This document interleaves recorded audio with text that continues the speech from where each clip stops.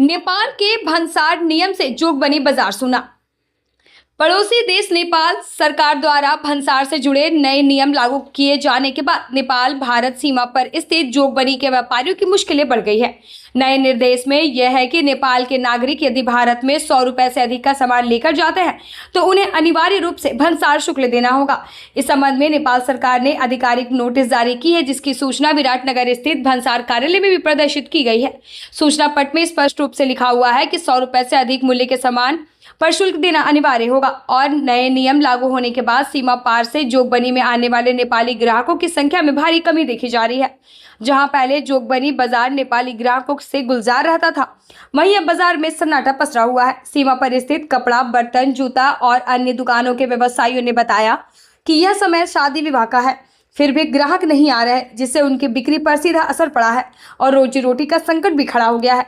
व्यापारियों का कहना है कि भारत नेपाल के बीच वर्षों से चला आ रहा व्यापारिक और सामाजिक समन्वय इस निर्णय से प्रभावित हो सकता है। जोगबनी से अजय प्रसाद की रिपोर्ट।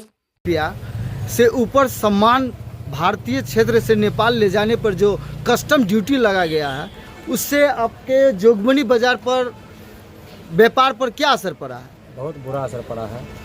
यहाँ कस्टमर लोग पहले आते थे, मान के चलिए 2000, 3000, 5000 का सामान लेके जाते थे जो रोज़मर्रा का सामान था। अभी कस्टमर डर से भी नहीं आते हैं। ऊपर से क्या है कि ये कस्टम ड्यूटी है, सामान भी छीन लेता है, गुलता नेपाल में सामान छीन लेता है, 100 रुपये ज़्यादा का सामान नहीं जाने देता है।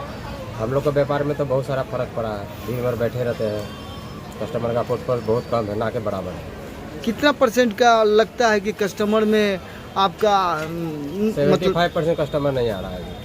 25% कस्टमर वो भी आ रहा है, वो भी डरते रहते सामान लेके जाता है कि वहाँ नेपाल का प्रशासन छीन लेगा बोल के 100 रुपया, 200 रुपया, 500 रुपया का सामान ज़्यादा लेके नहीं जा रहा।